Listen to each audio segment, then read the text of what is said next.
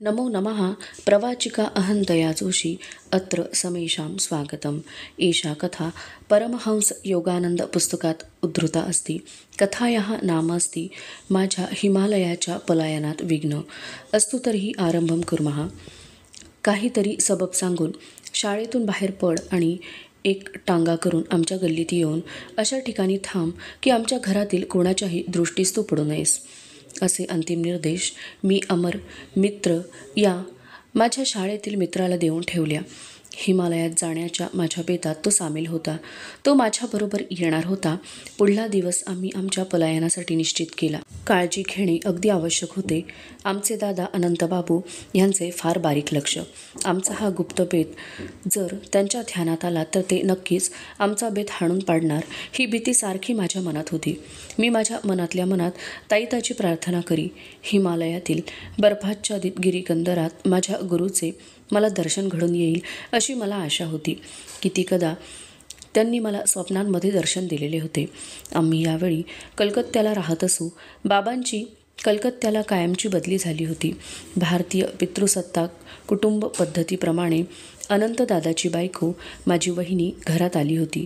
तेथे माळ्यावर एक लहानशी खोली मी दररोजच्या ध्यानासाठी तयार केली होती आणि तेथे बसून मी माझ्या मनाला ईश्वर प्राप्तीसाठी तयार करीत असे. तो संस्मरणीय दिवस उजाडला, पण अमंगलकारक अशा पावसासोबत अमरच्या टांग्याच्या चाकांचा आवाज रस्त्यावर ऐकू आल्याबरोबर मी ताबडतोब ब्लँकेट, पादत्राणे, 2 लुंग्या, 1 जपाची माळ, लाहिरी महाशयांची तसबीर आणि भगवद्गीतेची एक पोथी असे सामान एकत्र बांधून एक गाठोडी तयार केले आणि ते 3ऱ्या मजल्यावरून खिडकीतून खाली फेकून दिले. जिन्यावरून खाली धावतच गेलो. दाराशी काका मासळी विकत घेत होते. काय गडबड आहे? त्यांनी जरा संशयी नजरेने मला अपादमस्तक निहाळले. मी न बोलताच किंचित स्मित करून पुढे सटकलो आणि गल्लीत गेलो. गाठोडे नीट सावरून घेतले आणि गुपचूप अमरला गाठले. नंतर आम्ही चांदणी चौकाकडे टांगा वळविला. तेथे म्हणजे बाजारपेठ. आज कित्येक महिने आम्ही खाऊचे पैसे जवळ साठवून ठेवीत होतो. आम्हाला साहेबी कपडे घ्यायचे होते ना. आमचा दादा फार चाणाक्ष. गुप्तहेराचे काम करून आम्हाला हुडकून काढायचा. त्याला आम्हाला हुडकून काढता येऊ नये म्हणून आम्ही साहेबी युरोपियन कपडे घालून हिंडण्याचे ठरविले. माझा चुलत भाऊ ज्योतिंद्र घोष हाही आमच्याबरोबर येणार होता. त्यास आम्ही जतिंदा नावाने हाक मारित असू. स्टेशनकडे जाताना त्यास बरोबर घेण्याकरता वाटेत आम्ही थांबलो. हिमालयात गुरुच्या शोधार्थ बाहेर पडण्याच्या आमच्या ह्या बेतात तो नुकताच सामील झाला होता. आम्ही तयार ठेवून दिलेली साहेबी पोशाख त्याने ताबडतोब अंगावर चढविला. अशा बंदोबस्ताने आम्ही बाहेर पडलो. बेत ठरल्याप्रमाणे जमून येण्यास सुरुवात झाल्याने आमची छाती जरा फुगली. आता फक्त रबरी कॅनव्हासचे बूट घ्यावयाचे राहिले आणि मग आमच्या मित्रमंडळींना मी रबरी बुटांच्या दुकानाकडे घेऊन गेलो. कातड्याच्या वस्तू जनावरांना मारून त्यांच्या कातड्यापासून तयार करतात. अशा वस्तू यात्रेच्या वेळी आपण घेऊ नयेत असे म्हणून माझ्या भगवद्गीतेवरचे कातडी वेष्टन व माझ्या इंग्रजी सोला टोपीवरचा कातडी पट्टा काढून टाकण्याकरता आम्ही वाटेत थोडा वेळ थांबलो. स्टेशनवर आल्यावर आम्ही बरद्वानची तिकिटे काढली. तेथे आम्ही हिमालयाच्या पायथ्याशी असलेल्या हरद्वारची तिकिटे घेणार होतो. गाडी धावतच आली, जणू आमच्यासारखी. आणि मग आता पुढे आपल्या कशा तऱ्हेच्या अपेक्षा सफल होणार त्याचे मी भाकीत करू लागलो. हे पहा, कल्पना करा, मी सांगू लागलो. आता आपल्याला गुरुजी दीक्षा देणार आणि मग आपल्याला समाधी लावता येणार. आपल्या हाडामांसात जणू चुंबकीय शक्ती जागृत होणार आणि मग हिमालयातील हिंस्र वन्य पशु आपल्याजवळ अगदी शेळीसारखे येणार. एवढा वाघ, तो पण गरीब मांजरीसारखा आपल्याजवळ येऊन आपण त्याच्या अंगावरून प्रेमाने हात फिरवावा म्हणून वाट पाहत बसणार. आमचा भावी जीवनक्रम शब्दशः व अलंकारिक पद्धतीने चित्रित करणारे, रंगविणारे माझे हे भाषण ऐकून अमरच्या अंगी जणू नवचैतन्य संचारले. त्याच्या मुद्रेवर स्मित खेळू लागले. पण जतिंदाने आपली नजर वळवून तो खिडकीतून बाहेर दिसणारा व सरकन दृष्टीसमोरून जाणारा भूप्रदेश निरखून पाहू लागला. आता आपल्याजवळच्या पैशाचे आपण 3 सारखे भाग करू. बराच वेळ स्तब्ध राहिलेल्या जतिंदाने आपली सूचना पुढे मांडली. हे पहा, बरद्वानला तिकीटे आपण वेगवेगळी काढू, म्हणजे स्टेशनवर आपण एकत्र मिळून पळून जात आहोत असे कोणाला वाटणार नाही. मनात काही एक संशय न घेता आम्ही कबूल झालो. बरद्वानला आमची गाडी आली तेव्हा संध्याकाळ झाली होती. जतीनदा तिकीट ऑफिसकडे गेला. अमर व मी प्लॅटफॉर्मवरच बसून राहिलो. आम्ही जतीनदाची 15 मिनिटे वाट पाहिली. तो जेव्हा येईना तेव्हा जरा इकडे तिकडे चौकशी केली, पण त्याचा पत्ता लागेना. सगळीकडे शोध केला. भीती वाटून आम्ही त्याला मोठ्या आवाजाने हाक मारू लागलो, पण त्याचा पत्ता नाही. त्या लहान स्टेशनच्या आजूबाजूच्या अंधारात तो नाहीसा झाला. मी अगदी घाबरून गेलो. मला धक्काच बसला. माझे अवयव गारठलेच. परमेश्वराला अशी दुर्घटना पसंत पडावी ना, त्याच्या दर्शनाकरता मी एवढा आटापिटा करून सगळी योजना काळजीपूर्वक आखली, आणि अशा या अद्भुत प्रसंगी परमेश्वराने आम्हाला दगा द्यावा. अमर, चला आपण घरी परतूया. मी एखाद्या लहान मुलासारखा रडू लागलो. जतीनदाचे असे हे एकाकी नाहीसे होणे हा अपशकुन होय. आपली ही सफर यशस्वीच होणार. हीच का तुझी परमेश्वरावरची निष्ठा? एका सोबत्याने दगा दिला ह्या कसोटीला उतरण्याची तुझी तयारी नाही का? ही जणू परमेश्वराची कसोटी आहे असे जेव्हा अमरने सूचित केले तेव्हा जरा थोडासा माझ्या जीवात जीव आला. दुकानात जाऊन थोडी बरद्वानची प्रसिद्ध मिठाई सीताभोग आणि मोतीचूर घेतली व ताजेतवाने झालो. थोड्याच तासात आम्ही हरिद्वारच्या गाडीत बरेली मार्गे बसलो. दुसऱ्या दिवशी मोगल सराईला आम्ही गाडी बदलली. प्लॅटफॉर्मवर गाडीची वाट पाहत असता आम्ही एका महत्त्वाच्या गोष्टीची चर्चा केली. अमर, मला वाटते आता रेल्वेचे अधिकारी आपली कसून तपासणी करणार. आमच्या दादांची तुला कल्पना नाही. फार बारीक कसून शोध केल्याखेरीज ते राहणार नाहीत. काहीही हो, मी बनावट हकीकत सांगणार नाही. मुकुंदा, गप्प बसायला काय घेशील? मी बोलत असताना हसू नकोस की दात विचकू नकोस. आणि ह्याच क्षणी एका युरोपियन स्टेशन अधिकाऱ्याने मला गाठले. त्याने माझ्याकडे पाहून तारेचा कागद हातात धरला. त्यात काय मजकूर असावा हे मी ताबडतोब ताडले. काय, घरातून रागावून बाहेर पळून जातो आहेस की काय तू? नाही. त्याने प्रश्न विचारताना असे काही शब्द वापरले की मला त्याच्या प्रश्नाचे ठाम उत्तर देता आले. मी पळून गेलो ते काही रागावून वगैरे गेलो नाही, पण ईश्वर दर्शन न झाल्याने मनाला जी उद्विग्नता आली ते खरे कारण होते हे मी जाणून होतो. नंतर तो अधिकारी अमरकडे वळला आणि मग त्या दोघात जे वाग्द्वंद्व झाले त्यामुळे मी मनाशी ठरवलेली गंभीर रागलोभांचा त्याग करून आचारवयाची उदासीनता मला सोडावी लागली. त्या अधिकाऱ्याने मग पूर्ण हुकमी आवाजाने दरडावून विचारले, तिसरा मुलगा कोठे आहे? खरे बोल, कुठे आहे तो? साहेब, तुम्ही चष्मा घातलेला आहात हे मला दिसत आहे. आम्ही फक्त दोघेच आहोत हे तुम्हाला दिसते ना?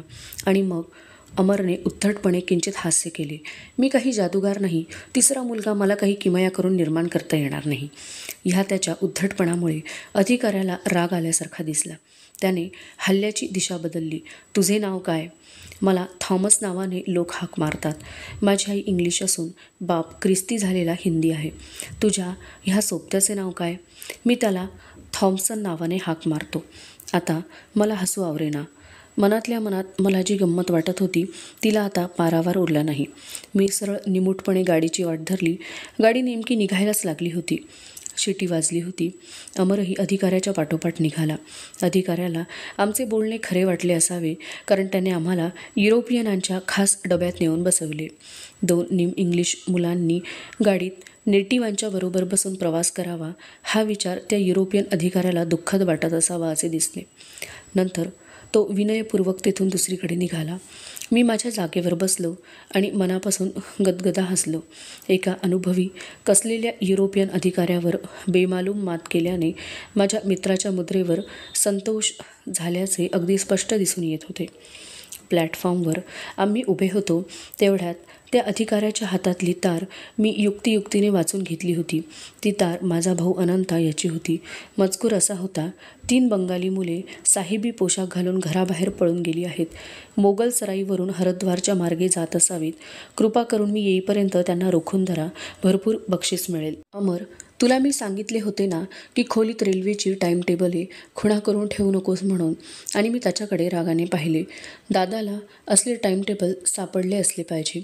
माझ्या मित्राने शरमेने झालेली चूक कबूल केली. आम्ही थोडा वेळ बरेलीला थांबलो. तेथे द्वारका प्रसाद आमच्याकरता थांबलेलेच होते. त्यांच्या हातात अनंतदादाची तार होती. द्वारका प्रसादांनी आम्हास थोपवून धरण्याचा बराच प्रयत्न केला, पण तो निष्फळ ठरला. आमची ही मुसाफरी काही किरकोळ स्वरूपाची नाही हे मी त्यांना बरोबर समजावून सांगितले. द्वारका प्रसादांना आमच्याबरोबर हिमालयात चला म्हणून मी म्हणालोही, पण मागल्या वेळेप्रमाणे त्यांनी येण्यास नकार दर्शविला. त्या रात्री आमची गाडी स्टेशनवरच होती. मला अर्धवट झोप लागली. अमरला पुन्हा एकदा रेल्वे अधिकाऱ्याने झोपेतून उठवले व विचारपूस केली. त्यालाही आम्ही पूर्वीप्रमाणेच आमची नावे थॉमस व थॉम्सन आहेत असे सांगितले. त्यालाही ह्या बाडग्या नावांनी भुरळ पडली आणि मग आमची गाडी पहाटे हरिद्वारला मोठ्या थाटात आम्हा विजयवीरांना घेऊन पोहोचली. दूर अंतरावर उत्तुंग पर्वतश्रेणी आम्हास जणू आपल्याकडे बोलावीत होती. आम्ही स्टेशनातून बाहेर पडलो व बाहेरील जनसम्मर्दामध्ये मिसळून गेलो. आमचा पहिला कार्यक्रम म्हणजे साहेबी पोशाख बदलून पूर्वीचा देशी पोशाख घालणे. अनंतदादाला ही आमची साहेबी पोशाखाची ट्रिक समजली असल्यामुळे त्या पोशाखामुळे पुन्हा आम्ही पकडले जाऊ ही भीती मला सारखी भेडसावीत होती. हरिद्वारहून ताबडतोब प्रयाण करणे आमच्या दृष्टीने जरूर होते, म्हणून आम्ही उत्तरेकडील ऋषिकेशची तिकिटे काढली. अनेक साधू संतांनी तेथील भूमी आपल्या पदरजांनी पुनीत केलेली आहे. मी गाडीत चढलो होतो आणि अमर प्लॅटफॉर्मवर रिंगाळत उभा होता. एकदम पोलीस शिपायाच्या मोठ्या आवाजाने त्याला थांबविले. कायद्याचा पालन करता तो आम्हाला दुश्मन वाटला. त्याने मला आणि अमरला पोलीस ठाण्याच्या बंगल्यावर नेले आणि आमच्या जवळचे पैसे काढून घेतले. त्यांनी आम्हाला विनयपूर्वक सांगितले की तुमचे वडील भाऊ येत आहेत तोपर्यंत तुम्हाला अटकावून ठेवायला आम्हाला सांगितले आहे. त्याला जेव्हा कळले की आमचा पलायनाचा हेतू हिमालयात जाण्याचा आहे तेव्हा त्याला जरा मौज वाटली आणि त्याने आम्हाला एक गमतीची गोष्ट सांगितली. मला वाटते की तुम्हाला या साधू संतांना भेटण्याचे वेळ लागले आहे, पण तुम्हाला गंमत सांगतो, कालच मला एक महात्मा भेटला. त्याच्यापेक्षा मोठा असा महात्मा तुम्हाला कधी भेटणार नाही. आमचे दुसरे एक ऑफिसर आहेत. त्यांना आणि मला 5 दिवसांपूर्वी त्यांचे दर्शन झाले. एका खुनी इसमाचा बारकाईने शोध करीत आम्ही गंगेच्या काठाकाठाने फिरत होतो. त्याला जिवंत किंवा मेलेला कसाही पकडण्याचा आम्हाला हुकूम होता. तो साधूच्या वेशात फिरत होता व यात्रेकरूंना लुबाडण्याचा त्याचा उद्योग होता. शोधता शोधता आमच्यासमोर अगदी थोड्याच अंतरावर आम्हाला एक इसम दिसला. आम्हाला जो गुन्हेगार पाहिजे होता अगदी हुबेहूब त्याच्यासारखा तो इसम दिसत होता. थांब म्हणून आम्ही त्यास सांगितले. आमच्याकडे दुर्लक्ष करून तो पुढे चालू लागला. आम्ही धावत जाऊन त्याला गाठले. त्याच्या पाठीमागे आम्ही होतो. मी जोराने त्याच्यावर कुऱ्हाडीचा प्रहार केला. त्या प्रहाराने त्या इसमाचा उजवा हात खांद्यापासून सगळाच्या सगळा तुटून पडला. काही आरडाओरडा न करता की त्या भयंकर जखमेकडे अगदी ढुंकूनसुद्धा न पाहता तो इसम वेगाने पुढे चालूच लागला. आम्ही आश्चर्याने अगदी थक्क झालो. आम्ही जेव्हा त्याच्या अगदी समोरच जाऊन उभे राहिलो तेव्हा तो शांतपणाने आम्हाला म्हणाला, तुम्हाला जो खुनी इसम पाहिजे आहे तो मी नव्हे. एका दिव्य पुरुषाचा महात्म्याचा देह मी विच्छिन्न केल्याबद्दल मला अत्यंत दुःख झाले. मी त्याच्या पायांवर लोटांगण घातले आणि क्षमेची याचना केली आणि खांद्यापासून येणाऱ्या रक्ताचा लोट थांबवण्याकरता माझ्या पगडीचे कापड त्या जखमेवर धरले. बेटा, तू केलेली चूक समजू शकणारी आहे. त्या महात्म्याने माझ्याकडे दयार्द्र दृष्टीने पाहिले. जा, स्वतःला दोष देऊ नकोस. आई जगदंबा माझी काळजी घेण्यास समर्थ आहे. त्याने आपला लोंबकळत असणारा हात खांद्याच्या बाहुट्यावर दाबून बसवला आणि काय आश्चर्य, तो पूर्ववत तेथे चिकटून बसला आणि रक्त वाहावयाचे एकदम थांबले. काय चमत्कार! 3 दिवसांनी त्या झाडाखाली मला भेट आणि पहा हात पूर्ण बरा झाला आहे की नाही ते. मग काही तुला वाईट वाटण्याचे कारण नाही. आणि काल आमचे बरोबरचे अधिकारी व मी असे दोघे मोठ्या उत्सुकतेने त्या सांगितलेल्या ठिकाणी गेलो. साधू महाराज तेथे होते व त्यांनी आपला हात आम्हास पाहावयास दिला. हातावर जखमेची काही एक खूण नव्हती. ऋषिकेशहून पुढे मी हिमालयात एकांतवासात जाणार आहे आणि साधू महाराज तेथून ताबडतोब निघाले. जाण्यापूर्वी त्यांनी आम्हाला आशीर्वाद दिला. साधू महाराजांच्या पावित्र्याने माझे जीवन उन्नत झाल्यासारखे मला वाटत आहे. हे बोलणे संपविल्यावर त्या पोलीस अंमलदाराने मोठ्या भाविकतेने उद्गार काढले. एकंदर प्रकारामुळे व जे अनुभवायास आले त्याने त्या अंमलदारास अगदी हलवून टाकले. नंतर त्या अंमलदाराने नजरेत भरणारी अशी हाताची हालचाल करून एक छापील मजकुराचे कात्रण माझ्या हातात दिले. त्यात त्या चमत्काराची हकीकत होती. वर्तमानपत्रात क्षोभजनक बातमी नेहमीच्या संक्षिप्त स्वरूपात देण्याच्या पद्धतीनुसार भारतातही ह्या प्रकाराची उणीव नाही. बातमीदाराचे वर्णन जरा अतिशयोक्तीचे होते. त्याने चक्क असे छापून दिले होते की साधूचे मस्तकच जवळजवळ तोडून टाकले होते. येशू ख्रिस्ताप्रमाणे आपल्याला छळणाऱ्यावर सुद्धा क्षमेचे पांघरूण घालणाऱ्या त्या महान योग्याचे दर्शन होण्याचा आमचा योग थोडक्यात चुकला याबद्दल अमरला व मला वाईट वाटले. गेली 2 शतके भारत देश दारिद्र्यात खितपत पडलेला असे नाका, पण दिव्य संपत्तीची देशात वाण नाही. अधूनमधून अगदी वाटेवरच अध्यात्मरूपी गगनचुंबी इमारत, पोलीस शिपायासारख्या संसारी प्रापंचिक माणसाला आढळून येतात. अशा तऱ्हेने ही विस्मयकारी हकीकत सांगून आम्हाला आलेला कंटाळा काढून टाकल्याबद्दल आम्ही त्या अंमलदाराचे आभार मानले. आमच्यापेक्षा आपणच भाग्यवान ठरलो असे कदाचित त्याला सुचवायचे असेल, कारण आम्ही सायास न करता एका दिव्य महात्म्याची भेट त्याला घडून आली. असो, याप्रमाणे आम्ही आतुरतेने शोध घेण्याकरता बाहेर पडलो, पण एखाद्या गुरूच्या पायाशी लागण्याच्या ऐवजी पोलीस कोठडीत मात्र आम्ही जाऊन पोहोचलो. आता हिमालयाच्या इतके जवळ येऊन ठेपलेलो आम्ही, पण कोठडीत डांबून ठेवल्या कारणाने तितकेच दूर. मी अमरला सांगितले की मुक्ततेची मला तर आता दुप्पट ओढ लागली आहे. संधी सापडताच आपण येथून निसटू. पवित्र अशा ऋषिकेशला आपण पायी जाऊ शकू.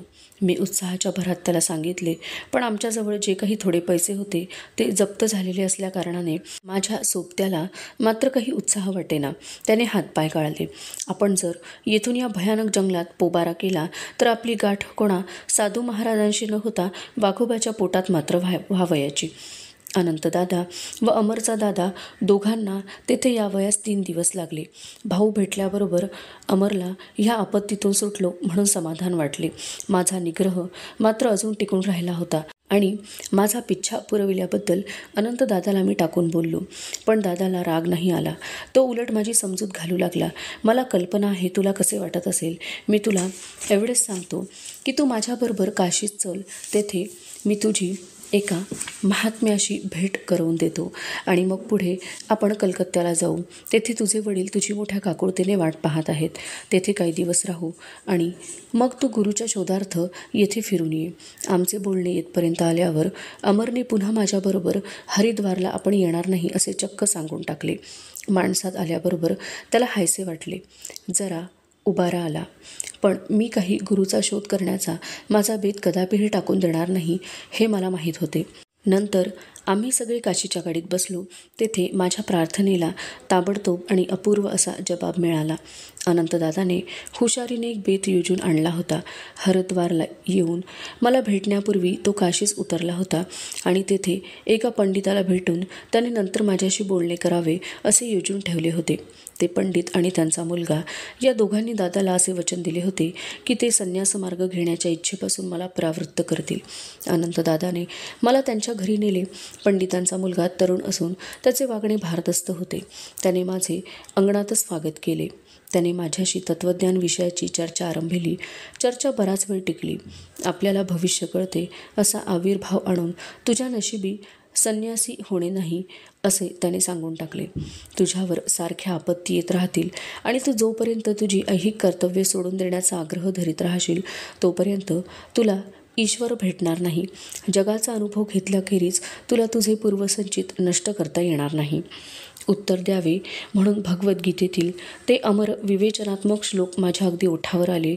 जो अगदी दुराचारी असला तरीही तो जर माझे अनन्य भावाने ध्यान करीत असेल तर त्याची पूर्वीची सर्व पापकर्मे नष्ट होऊन जातील. तो धर्मात्मा होऊन त्यास शाश्वत शांतीचा लाभ होईल. हे तू नक्की ध्यानात ठेव. जो माझ्यावर पूर्ण निष्ठा ठेवतो त्याचा कधीही नाश होत नाही. पण त्या तरुण पंडिताने माझ्या भविष्याचे जे जोरदारपणे भाकीत केले त्यामुळे माझा आत्मविश्वास थोडासा डळमळला. माझ्या अंतःकरणातील सारी तळमळ एकवटून मी ईश्वराची मुख प्रार्थना केली. माझ्या ह्या संशयाचे संभ्रमाचे निराकरण करून मला मार्ग दाखव. अगदी येथेच आणि ह्याच क्षणी बोल. मी कसे जीवन कंठावे? संन्याशासारखे की संसारी माणसासारखे? तुझी काय इच्छा आहे?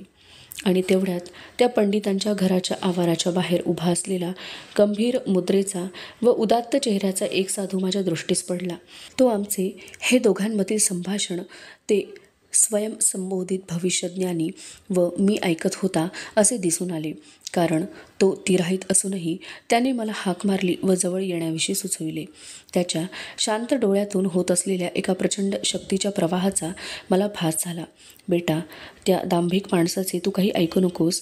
तू परमेश्वराची प्रार्थना केलीस, त्याला उत्तर म्हणून परमेश्वराने मला तुझ्याकडे पाठवले आहे. मी तुला आश्वासन देतो की या जीवनात तुझा एकच मार्ग आहे व तो म्हणजे संन्यासाचा. मला आश्चर्य वाटले आणि कृतज्ञताही वाटली. असा निश्चित स्वरूपाचा संदेश मिळाल्याने मला फार आनंद वाटला. मी स्मित केले. त्या माणसापासून दूर हो. तो दांभिक पंडित मला अंगणातून बोलावित होता. संदेश देणाऱ्या साधूने हात वर करून मला आशीर्वाद दिला आणि तो हळूहळू दूर निघून गेला.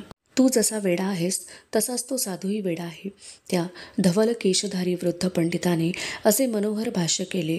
तो व त्याचा तरुण मुलगा माझ्याकडे खेदपूर्वक नजरेने पाहत होते. त्यांनीही परमेश्वराच्या कल्पित शोधासाठी घर सोडून दिले आहे. मी लक्ष दिले नाही.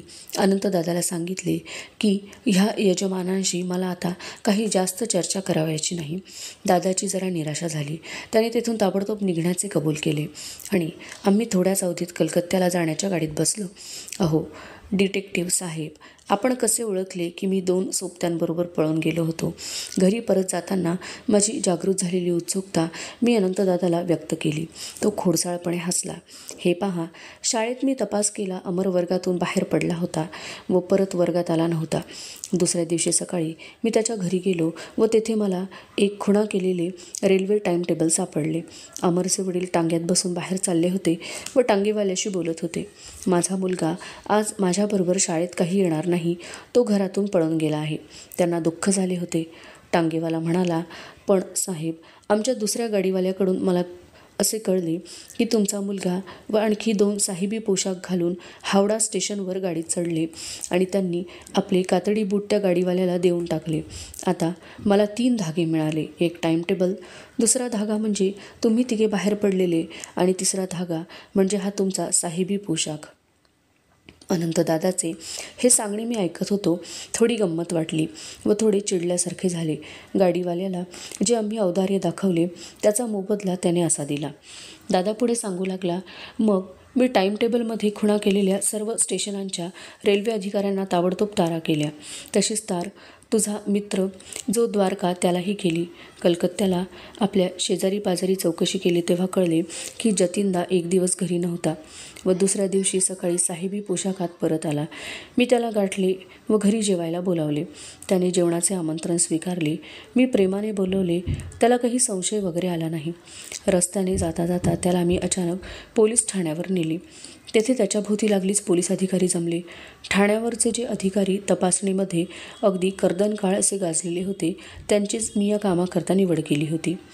त्यांच्या त्या क्रुद्ध दृष्टीपुढे जतीनदाने आपली सर्व विचित्रशी हकीकत निवेदन करण्याचे कबूल केले. तो सांगू लागला, मी जेव्हा हिमालयात जाण्यास निघालो तेव्हा माझ्या मनात उच्च प्रतीचे विरक्तीचे विचार होते. मला अंतस्फूर्ती असे सांगे की तुला साधू संतांचे, गुरु महाराजांचे दर्शन घडणार. पण जेव्हा मुकुंदा सांगू लागला की हिमालयातील गुहांमध्ये वाघ वगैरे आपल्या आध्यात्मिक सामर्थ्यापुढे आपला नैसर्गिक स्वभाव विसरून आपल्या शेजारी मांजरासारखे बनतील, तेव्हा माझी घाबरगुंडी उडाली. भीतीने रोमांच उभे राहिले. मी घामाघूम झालो. मी विचार केला, मग काय? समजा जर आमच्या योग समाधीच्या सामर्थ्याने त्या वाघांचा हिंस्र स्वभाव बदलला गेला नाही, तर ते काय घरातल्या मांजरांसारखे आमच्याशी प्रेमाने वागतील काय? माझ्या मनचक्षूंपुढे ते चित्र उभे राहिले.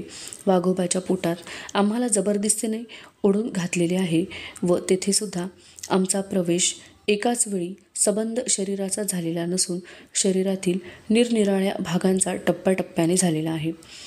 जतीनदाने जो हा असा मध्येच पोबारा केला होता त्याचा मला फार राग आला होता. तो राग आता कुठेच पळाला. उलट त्याच्या बोलण्याने मला अगदी हसू आले. माझ्या भावाने दिलेले हे मजेदार वर्णन ऐकून मी असह्य झालेल्या माझ्या यातना पूर्णपणे विसरलो. पण मी कबूल करतो की जतीनदाला सुद्धा पोलिसांची गाठ टाळता न आल्याचे ऐकून मला थोडेसे समाधान वाटले. अनंतदा, तू अगदी मूळचाच जन्मापासूनचाच गुप्तचर आहेस. माझ्या मुद्रेवर जरा मौज वाटल्याची छटा होती, पण तितकाच त्याचा मला राग आला होता. आणि आता मी जतीनदाला सांगेन की तू जो मध्येच गुंगारा मारलास त्यात तुला आमची फसगत करावयाची नसून तुझे स्वतःचेच रक्षण करण्याची फक्त सुज्ञ बुद्धी होती. आम्ही कलकत्त्याला घरी परत आलो. वडिलांना मला पाहिल्यावर अगदी भडभडून आले. अगदी आर्जवी स्वरात ते मला म्हणाले, निदान तुझा हायस्कूलचा अभ्यास संपेपर्यंत तरी तू एका ठिकाणी राहा. माझ्या गैरहजेरीत त्यांनी एक योजना आखली होती. स्वामी केवलानंद या संत पंडितांना त्यांनी रोज घरी येऊन जाण्यास सांगून ठेवले होते. हे बाबा तुला संस्कृत शिकवतील, आमच्या वडिलांनी अधिकारवाणीने आम्हा सुनावले. माझी धार्मिक तळमळ एका विद्वान तत्त्वज्ञानी पंडिताच्या उपदेशाने निवेल अशी वडिलांची आपली एक अपेक्षा होती. पण परिणाम उलटाच झाला. कारण ह्या शिक्षकांनी मला बौद्धिक खाद्य पुरवण्याच्याऐवजी माझी परमेश्वर भेटीची उत्कंठाच अधिक प्रज्वलित केली. स्वामी केवलानंद हे लाहिरी महाशयांचे एक उच्च कोटीचे शिष्य होते. हे वडिलांना माहीत नव्हते. ह्या अद्वितीय गुरु महाराजांचे हजारो शिष्य होते. गुरुजींच्या दिव्य लोहचुंबकाच्या दुर्दमनीय अशा आकर्षणाने ते त्यांच्याकडे हळूच आकर्षित केले जात असत. लाहिरी महाशय हे केवलानंदांना ऋषी म्हणून संबोधित हे मला नंतर कळले. गुरुजींच्या सुंदर चेहऱ्यावर भरगच्च केसांची वेलबुट्टी असायची. त्यांचे काळेभोर डोळे अगदी निष्पाप दिसत, अगदी लहान मुलासारखे पारदर्शक. त्यांची देहयष्टी लहान होती, पण शरीराची हालचाल रेखीव व दृढ निश्चय दर्शवणारी अशी होती. त्यांची मुद्रा सौम्य व प्रेमळ व नेहमी असीम व गूढ अशा समाधी अवस्थेमध्ये दृढबद्ध अशी असावयाची. आम्ही किती एक वेळा एकत्र क्रियायोग ध्यानात मग्न असे बसत असू. प्राचीन धर्मशास्त्रावर केवलानंद हे एक अधिकारी पुरुष म्हणून विख्यात होते. त्यांच्या अगाध विद्वत्तेमुळे त्यांना शास्त्री महाशय ही पदवी प्राप्त झाली होती व त्याच नावाने त्यांना लोक ओळखत. पण संस्कृतमधील माझी प्रगती मात्र अगदी जेमतेम होती. मी गद्य व्याकरणाकडे दुर्लक्ष करी आणि संधी मिळेल तेव्हा योग आणि लाहिरी महाशय यांच्यावरच बोलत असे. एकदा गुरुजींनी आपल्या स्वतःच्या गुरुच्या संबंधातील एक गोष्ट सांगून माझ्यावर मोठी कृपा केली. माझे नशीब चांगले. लाहिरी महाशयांजवळ 10 वर्षे राहण्याचा मला योग आला. काशीला त्यांच्या घरी दररोज रात्री जाऊन मी यात्रेचे पुण्य पदरी पाडून घेई. पहिल्या मजल्यावर एका लहानशा पडवीत गुरुजी नेहमी बसलेले असावयाचे. पाठीशी टेकावयास असलेल्या अशा एका लाकडी आसनावर ते पद्मासन घालून बसलेले असावयाचे. त्यांची शिष्यमंडळी त्यांना हार घालून त्यांच्यासमोर अर्धवर्तुळाकार आकृतीत बसावयाची. त्यांचे नेत्र चमकत व दिव्य आनंद झाल्याने नाचू लागत. ते नेहमी अर्धोन्मीलित असे असावयाचे, जणू ते अंतस्थ अशा एका दुर्बिणीच्या भिंगातून आतील चिरंतन आनंदाच्या गोलाकडे दृष्टी लावित असावे असे दिसे. ते फार असे क्वचितच बोलत. एखाद्या वेळी एखादा भक्त त्यांच्याकडे सहाय्याची याचना करी, तेव्हा त्याच्याकडे मात्र ते दृष्टी केंद्रित करीत आणि नंतर मग त्यांच्या तोंडून आश्वासनाचे शब्द एखाद्या प्रकाशाच्या झोतासारखे बाहेर पडत. गुरु महाराजांनी माझ्याकडे दृष्टिक्षेप केल्यावर एक अवर्णनीय शांतता व प्रसन्नता माझ्यामध्ये उदित झाली. एका चिरंतन कमलापासूनच्या सुवासाने मी कोंदून गेलो. त्यांच्या सानिध्यात असणे, मग ते कित्येक दिवस एक शब्दही का न बोलोत, म्हणजे अप्रतिम अनुभव. त्या अनुभवाने माणसाचे वेगळे असे व्यक्तित्व बदलून जाई. माझ्या चित्ताग्रतेमध्ये व्यत्यय आल्यासारखे जेव्हा मला वाटे तेव्हा मी त्यांच्या चरणांशी ध्यान लावण्यास बसे. तसे बसल्यावर मनाच्या सूक्ष्मतम अवस्थांचा अनुभव घेणे शक्य होई. अशा तऱ्हेचा अनुभव साधारण प्रतीच्या गुरुजनांच्या सानिध्यात होत नव्हता. गुरु महाराज म्हणजे चालते बोलते परमेश्वराचे मंदिरच. त्याची गुप्तदारे भक्ती केल्यावर सर्व भक्तांना खुली व्हावयाची. लाहिरी महाशय धर्मग्रंथांचे नुसते पुस्तकी तात्विक टीकाकार नव्हते. दिव्य ग्रंथालयाच्या दालनात ते सुखेनैव प्रवेश करीत. त्यांच्या सर्वज्ञतेच्या कारंजातून फेनरूपी शब्द व विचारांचे फवारे जोराने बाहेर पडत. वेदामध्ये पुरातन काळापासून जे प्रगल्भ तत्त्वज्ञान गुप्त असे ठेवलेले आहे ते बाहेर काढण्याची अद्भुत अशी किल्लीच त्यांच्याजवळ होती. ह्या प्राचीन धर्मग्रंथांमध्ये चैतन्याच्या निरनिराळ्या स्तरांविषयी, लोकांविषयी कोणी काही स्पष्टीकरण विचारले तर ते स्मितपूर्वक द्यावयाचे. मी आत्ताच त्या स्तरांमधून लोकांमधून जाऊन येतो आणि तुला तेथील अनुभव सांगतो. अशा तऱ्हेने इतर सामान्य गुरुपेक्षा एका नाट्यपूर्ण अशा विरुद्ध मार्गाने स्पष्टीकरण देत इतर गुरु धर्मग्रंथ मुखोद्गत करतात व त्यातील तत्वे अनुभूतीखेरीज नुसत्या शब्दावडंबरानेच स्पष्ट करतात. हे पहा, या पवित्र श्लोकांचा तुला येईल तसा अर्थ सांग पाहू. अशा पद्धतीने मितभाषी गुरुजी पुष्कळदा जवळच बसलेल्या शिष्याला उपदेशपर सांगत. मी तुझ्या विचारांना मार्गदर्शन देतो म्हणजे तुझ्या तोंडून त्याचा बरोबर अर्थ बाहेर पडेल. अशा तऱ्हेने लाहिरी महाशयांच्या अनेक दिग्दर्शनांची नोंद झालेली आहे व अनेक विद्यार्थ्यांनी अभ्यासकांनी त्या टिपणांवर विस्तृत भाष्य केली आहेत. गुरुजींना अंधश्रद्धा मान्य नव्हती. शब्द म्हणजे बाह्य कवच आहे. ते म्हणत, परमेश्वराच्या अस्तित्वाची खात्री ध्यानमार्गाने आपला स्वतःचाच संपर्क साधून करून घ्यावी. भक्ताची समस्या कोणत्याही प्रकारची असो ती उकलण्यासाठी गुरुजी क्रियायोगाचा उपाय सांगत. ही योग मार्गाची गुरुकिल्ली अशी आहे की मी जरी तुम्हाला मार्गदर्शन करण्यास या देहात विद्यमान नसलो तरी हिची क्षमता कमी होणारी नाही. केवळ तात्विक सिद्धांतांपासून जी प्रेरणा मिळते त्या प्रेरणेसारखी ही प्रक्रिया मर्यादित सामर्थ्याची व नुसती ध्यानात ठेवून नंतर विसरण्यासारखी नाही. क्रियायोगाच्या साहाय्याने मोक्षाच्या मार्गाची अविरत वाटचाल करा. क्रियायोगाचे सामर्थ्य क्रियेच्या आचरणात आहे. मी स्वतः असे समजतो की परमेश्वराच्या शोधार्थ उद्युक्त झालेल्या मनुष्याला आपल्या स्वतःच्या प्रयत्नाने मुक्ती मिळवण्याचा जो काही हमखास फलदायी मार्ग असेल तर तो क्रियायोग हा होय. क्रियायोग आचरल्याने सर्व मनुष्य मात्रामध्ये सुप्त असलेला असा सर्व शक्तिमान परमेश्वर लाहिरी महाशयांच्या हाडामांसाच्या शरीरात व तसेच त्यांच्या अनेक शिष्यांच्या शरीरात प्रगट झालेला आहे. केवलानंदांनी असे प्रत्यक्ष जिवंत उदाहरण देऊन आपल्या भाषणाचा समारोप केला. केवलानंदांच्या देखतच लाहिरी महाशयांनी येशू ख्रिस्तासारखा एक चमत्कार करून दाखविला होता. आमच्या संत सदृश गुरुवर्यांनी एके दिवशी एक गोष्ट सांगितली. त्यावेळी त्यांचे डोळे आमच्यासमोर टेबलावर ठेवलेल्या संस्कृत पुस्तकापासून दूर कुठेतरी गेले होते. रामू नावाचा एक शिष्य आंधळा होता. त्याची मला नेहमी दया यायची. तो गुरुदेवांची अतिशय एकनिष्ठपणे आणि भक्तिभावाने सेवा करी. गुरु महाराज तर प्रत्यक्ष परमेश्वर दिव्य तेज त्यांच्या ठाई झळकत असायचे. तर मग रामूच्या डोळ्यांना का दिसू नये? एक दिवस सकाळी रामूला याबाबत विचारायचे मी ठरवले. पण तो आपला सारखा हाताने बनवलेल्या ताडपत्राच्या पंख्याने गुरुजींना वारा घालीत होता.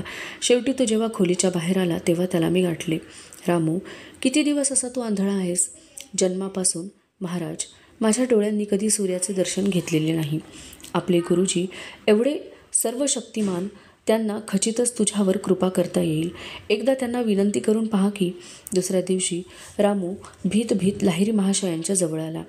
आपल्या अतुल अशा आध्यात्मिक संपत्तीमध्ये शारीरिक शक्तीची आणखी वाढवावी म्हणून विनंती करताना शिष्याला जरा लाज वाटली. गुरुजी, साऱ्या ब्रह्मांडाचे तेज आपल्यामध्ये सामावलेले आहे. ते तेज माझ्या डोळ्यात आपण आणावे. सूर्याचा प्रकाश त्या तेजाहून कमी आहे खरा, पण तो माझ्या दृष्टीला दिसावा अशी माझी आपल्या पायांशी प्रार्थना आहे. रामू, मला अडचणीत टाकण्याकरता कोणीतरी तुला तयार केलेले आहे. माझ्या ठिकाणी रोगव्याधी बरी करण्याची अशी काही शक्ती नाही. महाराज, आपल्या ठिकाणी वास करीत असलेला परमेश्वर नक्कीच ती बरी करू शकेल. ते वेगळे. रामू, परमेश्वराच्या शक्तीला मर्यादा नाही. जो निरनिराळ्या तारकांना द्युतिमान करतो आणि जीवपेशींना चैतन्ययुक्त करतो तो नक्कीच तुझ्या डोळ्यांना दृष्टी देईल. गुरुजींनी रामूच्या कपाळाला 2 भुवयांच्या मध्ये स्पर्श केला. तुझे मन त्या ठिकाणी केंद्रित कर आणि 7 दिवस रामनामाचा जप कर. भगवान सूर्य आपल्या प्रकाशाची तुझ्याकरता जरूर प्रभाव करतील. आणि पहा काय चमत्कार. एका आठवड्यात त्याला दृष्टी आली. अगदी पहिल्या प्रथम रामूने जगाचे दृश्य स्वरूप, उजळ स्वरूप पाहिले. सर्वज्ञ अशा गुरुजींनी आपल्या शिष्याला अगदी अचूकपणे असा रामनामाचा जप करण्यास सांगितला होता, कारण राम त्याचे इष्टदैवत होते. रामूची श्रद्धा म्हणजे भक्तीने नांगरलेली जमीन. तेथे गुरुजींचे व्याधीनाशक अशा शक्तीचे बीज पेरलेले. त्याला अंकुर चांगला फुटला. केवल आनंद. नंतर काही वेळ स्तब्ध राहिले. नंतर त्यांनी गुरुजींबद्दल आणखी प्रशंसोद्गार काढले. लाहिरी महाशयांनी हे जे सारे चमत्कार करून दाखविले त्यात त्यांनी अहंकार तत्वाचा कधीही प्रयोजन शक्ती म्हणून उपयोग केला नाही. मूळ अशा आधी व्याधीनाशक महाशक्तीला ते अनन्य भावाने शरण जात आणि त्यायोगे ती शक्ती त्यांच्यामधूनही वाहू लागे. लाहिरी महाशयांनी अनेक माणसांना चमत्कार करून दाखवून व्याधीमुक्त केलेले होते, पण ती सारी माणसे शेवटी चितेमध्ये भस्मरूप झाली. पण प्रशांत अशी आध्यात्मिक ची शक्ती जी त्यांनी जागृत केली व ख्रिस्तासारखे शिष्य तयार केले, हेच त्यांचे शाश्वत स्वरूपाचे चमत्कार होत. मला संस्कृत कधी आले नाही. केवलानंदांनी मला त्याहूनही दिव्य अशी वाक्यरचना मात्र शिकवली. अधुना कथा समाप्तिं गता अस्तु तर्हि पुनर्मिलामः. तावत् शुभं भूयात्. धन्यवादः.